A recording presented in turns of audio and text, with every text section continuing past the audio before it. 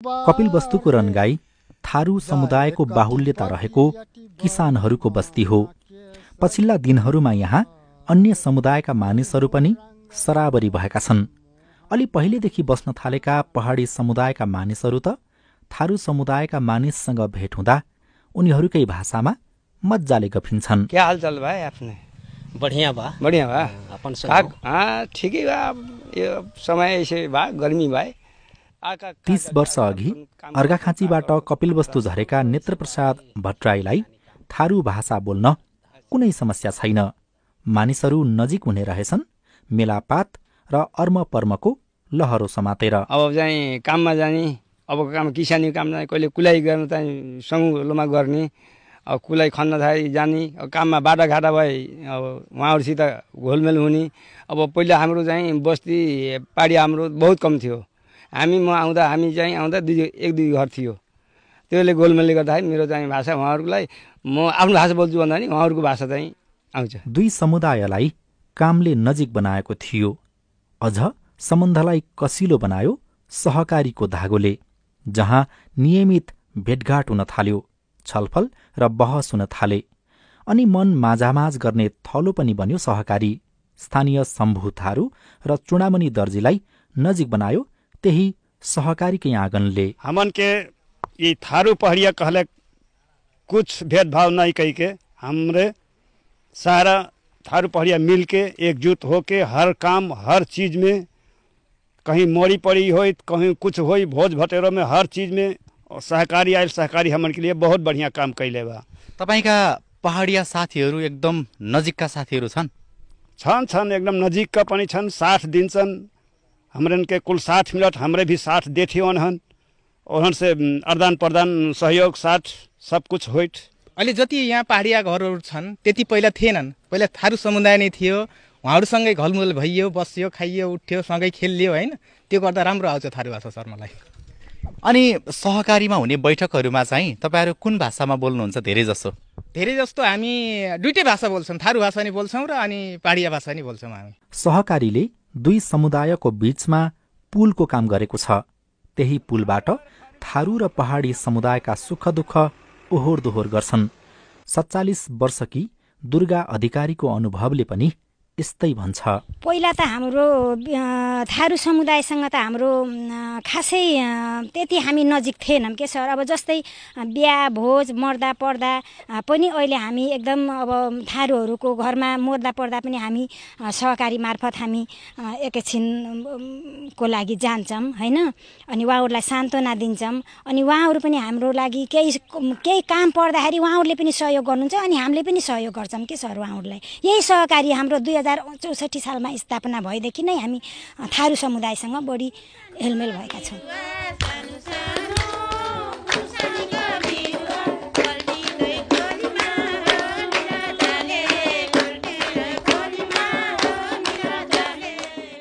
मीना बेलबासेको घरमा टोलभरिका महिला भेला भएका छन्। थारू र पहाडी दुवै समुदायका महिला। उनीहरूबीच यसपालिको तीज कसरी मनाउने भनेर सरसल्लाह चल्दैछ।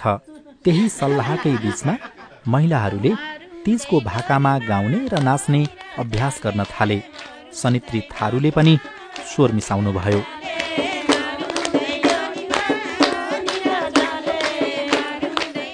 गीत त म जान्दिनँ, त्यो उठाए पार त्यो निकाले पार म आउँछ अलिअलि। अनि यो निकाले पार भन्न चाहिँ कहाँबाट जान्नुभयो?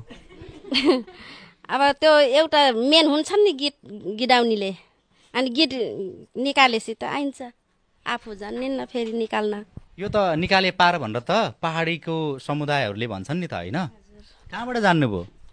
म त अब यत्नै नगिँदै घर छ, यत्नै छ घर, अनि यस्तो आउँदा जाँदा बस्दा उठ्दा जानिम देखा सिकी। लगत्तै हामीले पहाडी समुदायका महिलाबाट थारू समुदायको गीत सुन्ने प्रस्ताव राख्यौं।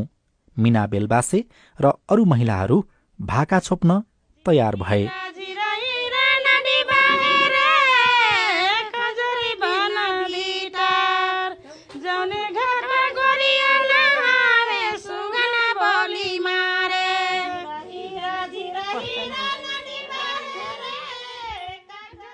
व्यावसायिक कृषिलाई मध्यनजर गर्दै सिमिट नेपाल नामको एउटा परियोजना केही वर्ष अघि गाउँ पस्यो। उसले आधारभूत कृषि सहकारीलाई समात्यो र किसानलाई खेतीपातीका कुरा सिकायो। त्यही क्रममा दुई समुदायबीच मलपानी र अन्नबालीको कुरा मात्रै होइन, संस्कृति र भाषाका कुरा आदान प्रदान भए, जसले रनगाईका बस्तीहरूमा सद्भाव र सहकार्यको इन्द्रेणी रङ भरिदिएको छ।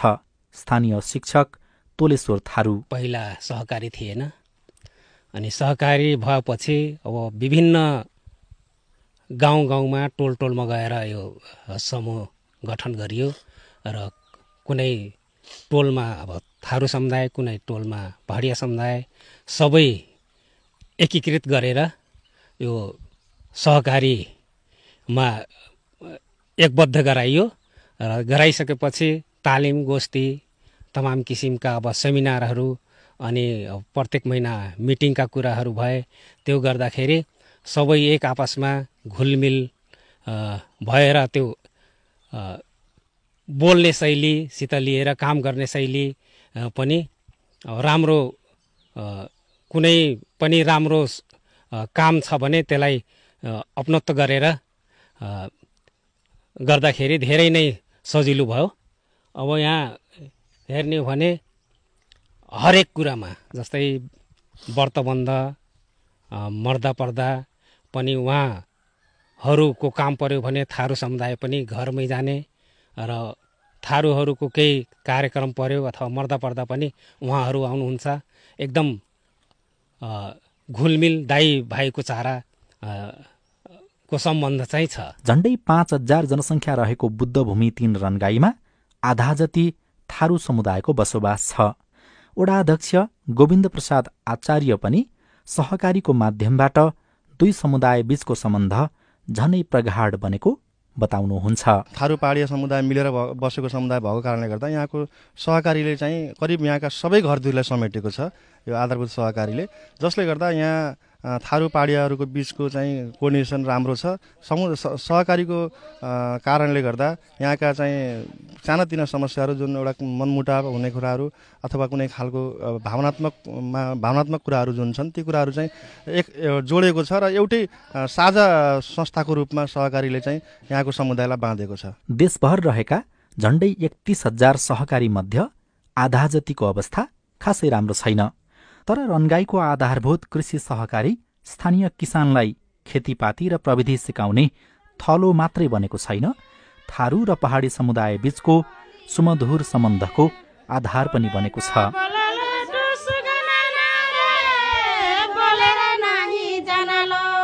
राजन रुचाल, CIN, काठमाडौँ।